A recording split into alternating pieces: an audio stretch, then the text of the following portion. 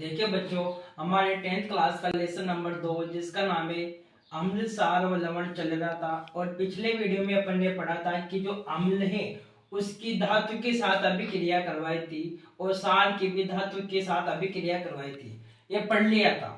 अब देखो लेसन का अगला टॉपिक आता है अपना जो अम्ल की धातु ऑक्साइड के साथ अभिक्रिया करवाते हैं। तो देखो इसमें अपना टॉपिक आता है अगला, अम्ल की धातु ऑक्साइड के साथ अभिक्रिया करवाते हैं तो किसका निर्माण होता है। देखो इसमें देखो, अम्ल धातु ऑक्साइड के साथ अभिक्रिया करके लवण व जल देते हैं। जो बच्चों जो अम्ल होता है वो धातु ऑक्साइड के साथ अभिक्रिया करके लवण व जल देता है या लवण व जल का निर्माण होता है। फिर देखो, और इनकी प्रकृति देखो बच्चों, सारे प्रकृति होती है। जैसे मतलब जब अपन किसी धातु ऑक्साइड के साथ अम्ल की क्रिया करवाते हैं और लवण और जल का जो निर्माण होता है और उसकी प्रकृति सारी होती है, ये अपन को समझना है। फिर देखो, अम्ल की धातु ऑक्साइड के साथ अभिक्रिया करवाने पर लवण और जल का निर्माण होता है। देखो इसमें एग्जांपल, जब अपन किसी अम्ल की यानी हाइड्रोक्लोरिक अम्ल की कॉपर ऑक्साइड के साथ अभिक्रिया करवाते हैं तो लवण और जल का निर्माण होता है। फिर उसी प्रकार देखो अगला पॉइंट आता है अपना, धातु की सार की अधातु ऑक्साइड के साथ अभिक्रिया।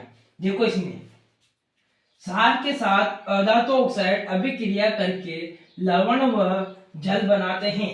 जिस प्रकार अम्ल भी धातु ऑक्साइड के साथ अभिक्रिया करके लवण व जल का निर्माण करते हैं, ठीक उसी प्रकार सार भी अधातु ऑक्साइड के साथ अभिक्रिया करके लवण व जल का निर्माण करते हैं। और बच्चों इनकी प्रकृति अम्लीय होती है।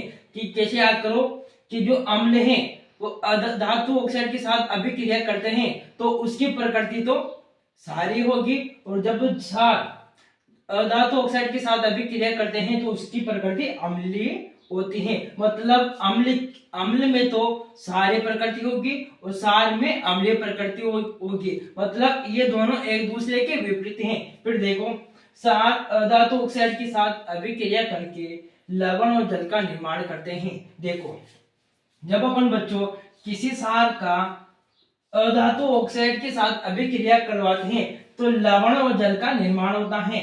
ये अपना सार व अम्ल दोनों का धातु और अधातु के साथ अभिक्रिया का टॉपिक खत्म होता है बच्चों। फिर देखते हैं लेसन का अगला टॉपिक। ओके।